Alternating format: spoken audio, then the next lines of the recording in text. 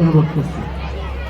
Daulatdia model উচ্চ বিদ্যালয়ের 2026 সালের বার্ষিক ক্রীড়া প্রতিযোগিতা এবং সাংস্কৃতিক অনুষ্ঠানে আমাদের মাঝে উপস্থিত আছেন গোয়ালন্দ উপজেলার সুযোগ্য উপজেলা নির্বাহী অফিসার জনাব সাদী দাস।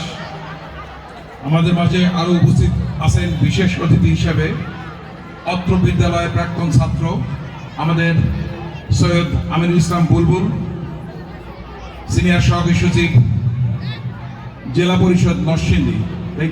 হ্যাঁ, আরও আমাদের মাঝে উপস্থিত আছেন তার ওনারই সহধর্মিণী পররাষ্ট্র মন্ত্রণালয়ের সিনিয়র সহকারী সচিব মহোদয় সহ অত্র বিদ্যালয়ের প্রধান শিক্ষক এবং আমাদের শিক্ষক মণ্ডলী এবং সামনে উপস্থিত শিক্ষার্থীরা, সবাইকে আমার সালাম এবং শুভেচ্ছা।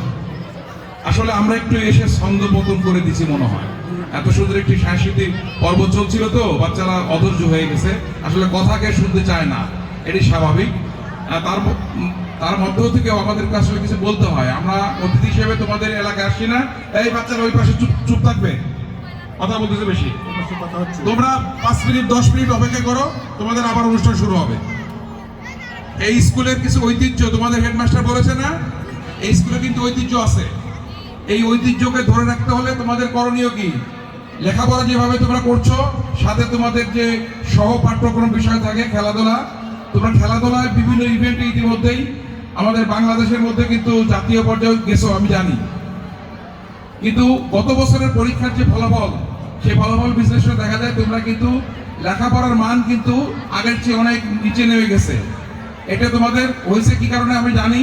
তোমাদের এই স্কুলে অভিভাবকদের নিয়ে কিন্তু আমরা বেশ কয়েকবার মিটিং করেছি, তোমরা নিয়মিত স্কুলে আসো না, এমন অভিযোগ আছে। ভালো ছাত্র ভালো ছাত্রী তারাও নিয়মিত আসে না, এটা কিন্তু খুব দুর্ভাগ্যজনক বিষয়। স্কুলে নিয়মিত উপস্থিতি তোমাদের করতে হবে, আসতে হবে। বিশেষ করে মেয়েরা যাও বা আসে, ছেলেদের আমি দেখছি ক্লাসে ছেলেরা একেবারেই খুবই কম আসে উপস্থিত, এটা কিন্তু কাম্য নয়। স্কুলে নিয়মিত না আসলে তোমরা কিন্তু রেজাল্ট ভালো করতে পারো না, তার প্রমাণ কিন্তু গত এসএসসিতে তো আমরা দেখেছি। আমি আশা করবো এই স্কুলের অন্যান্য কার্যক্রম যেভাবে চলছে, খেলাধুলা সাংস্কৃতিক অঙ্গনে যেরকম তোমরা এগিয়ে আছো, আমি মনে করি পড়াশোনাতে তোমরা এগিয়ে যাবে।